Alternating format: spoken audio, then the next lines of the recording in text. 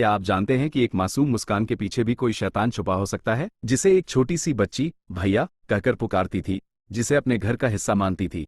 उसी ने एक दिन उस भरोसे का ऐसा खौफनाक कत्ल किया कि सुनने वालों की रूह कांप उठे। आज की ये कहानी सिर्फ एक जुर्म की दास्तान नहीं, बल्कि हमारे आसपास घूम रहे उन आस्तीन के सांपों का सच है, जिन्हें हम इंसान समझने की भूल कर बैठते हैं। नमस्कार दोस्तों, स्वागत है आपका। आज मैं आपको सुनाने जा रहा हूं दो ऐसी सच्ची घटनाएं जो एक तरफ इंसानियत को शर्मसार करती हैं, तो दूसरी तरफ कुदरत के उस न्याय को दिखाती हैं जहां कानून से भले कोई बच निकले, पर ऊपर वाले की लाठी से कोई नहीं बच पाता। ये कहानी है मध्य प्रदेश के घने जंगलों की और गुजरात की उन पुलिस लाइनों की, जहां एक तरफ हैवान को उसके किए की सजा रास्ते में ही मिल गई, तो दूसरी तरफ पुलिस की एक बेवकूफ़ी से हैवान आज भी खुलेआम घूम रहा है। कहानी का पहला भाग, नरसिंहपुर की खौफनाक वारदात। तारीख थी 5 अगस्त, बुधवार का दिन। मध्य प्रदेश के नरसिंहपुर जिले के गोतेगांव की दोपहर बड़ी ही शांत थी। घड़ी में 2:30 बजे बज रहे थे। तीसरी क्लास में पढ़ने वाली एक 8 साल की मासूम बच्ची अपने स्कूल के गेट पर खड़ी होकर अपनी मां का इंतजार कर रही थी। आंखों में मासूमियत, चेहरे पर खिलखिलाती मुस्कान। तभी वहां से एक बाइक गुजरती है। बाइक चला रहा था 28 साल का अनिल, जिसे सब अनु भैया कहते थे। अनिल उस बच्ची का पड़ोसी था। बच्ची अक्सर उसके साथ खेलती थी, उसे अपना बड़ा भाई मानती थी।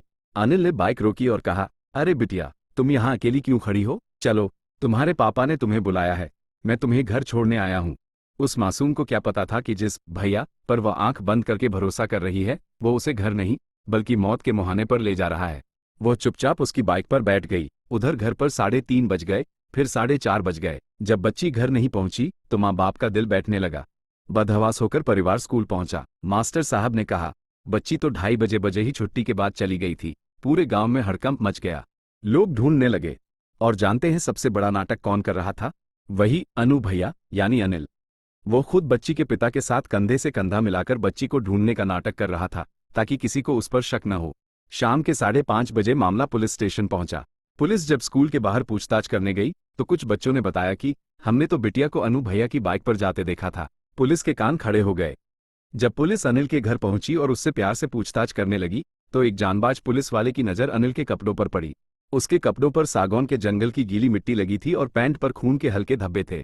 जैसे ही अनिल को लगा कि उसका राज खुल चुका है, उसने अचानक अपनी बाइक स्टार्ट की और पुलिस को धक्का देकर भाग निकला। उस दिन तेज बारिश हो रही थी, सड़कें कीचड़ से भरी थी। वो हैवान पुलिस से बचने के लिए जितनी तेजी से एक्सीलेटर दबा रहा था, कुदरत का न्याय उतनी ही तेजी से उसका पीछा कर रहा था। अचानक उसकी बाइक फिसली। अनिल सड़क पर कई फीट तक घिसटता चला गया। जब पुलिस पहुंची तो वो दर्द से कराह रहा था। उसके हाथ टूट चुके थे, पैर की हड्डियां फ्रैक्चर हो चुकी थी और चेहरा लहूलुहान था। जिस मासूम पर उसने रहम नहीं खाया था, कुदरत ने भी उसे भागने का मौका नहीं दिया। पुलिस उसे घसीटते हुए अस्पताल ले गई। पूछताछ में उसने जो कबूला, उसे सुनकर पुलिस वालों के भी रोंगटे खड़े हो गए। उसने बताया कि कैसे वह बच्ची को सागौन के घने जंगलों में ले गया, उसके साथ दरिंदगी की। जब बच्ची चिल्लाई तो उसका गला घोंटा और फिर उसके सिर को जमीन पर तब तक पटका जब तक कि उसके प्राण पखेरु न उड़ गए। फिर उसकी लाश को नाले में फेंक दिया। रात के अंधेरे में टॉर्च की रोशनी और डॉग स्क्वाड की मदद से पुलिस ने उस मासूम की लाश बरामद की। आज वह हैवान सलाखों के पीछे करा रहा है और पूरा गांव उसे फांसी की सजा देने की मांग कर रहा है। वैधानिक मांगे हैं, उस पर पूर्ण कार्रवाई की जाएगी और जो चीज़ जो हम आश्वस्त हैं कि इसकी विवेचना जल्द से जल्द करवा के जो आरोपी है उसको जो कानून के दायरे में जो सबसे बड़ी सजा होती है वो हम उसके लिए हम जिम्मेदारी लेते हैं। लेकिन दोस्तों, कहानी यही खत्म नहीं होती। जहां मध्य प्रदेश में कुदरत ने अपना इंसाफ कर दिया, वहीं गुजरात के वडोदरा से एक ऐसी खबर आई जिसने कानून के तंत्र पर सवाल खड़े कर दिए। वडोदरा में एक नाबालिग से रेप का आरोपी जेल में बंद था। उसे स्किन की बीमारी थी, इसलिए पुलिस के 3-4 जवान उसे सरकारी अस्पताल ले गए।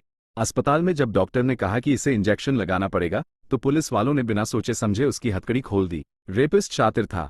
उसने देखा कि पुलिस वाले बेफिक्र खड़े हैं, आपस में बातें कर रहे हैं। उसने सही मौका देखा, पुलिस वालों को जोरदार धक्का दिया और भीड़ भरे अस्पताल में दौड़ लगा दी।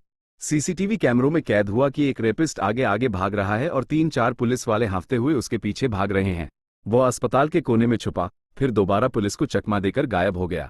2 to 3 दिन बीत जाने के बाद भी ड्रोन कैमरों और तमाम पुलिस बल के बावजूद वो रेपिस्ट आज भी खुलेआम सड़कों पर घूम रहा है। दोस्तों, ये 2 घटनाएं हमें बहुत बड़ी सीख देती हैं। पहली सीख ये कि अपने बच्चों को किसी भी अनजान या पड़ोसी पर अंधा भरोसा न करने दें। हर चमकती चीज सोना नहीं होती और हर मीठा बोलने वाला अपना नहीं होता। और दूसरी सीख, अपराध चाहे कितना भी बड़ा क्यों न हो, एक न एक दिन सच सामने आ ही जाता है। अगर आपको ये कहानी दिल को छू लेने वाली और आंखें खोलने वाली लगी हो, तो इसे शेयर जरूर करें ताकि हर माता पिता सतर्क हो सके। ऐसी ही क्राइम, रहस्य और समाज को जागरूक करने वाली सच्ची कहानियों को सुनने के लिए जुड़े रहिए आपके अपने पसंदीदा चैनल गौरव शर्मा के साथ। धन्यवाद।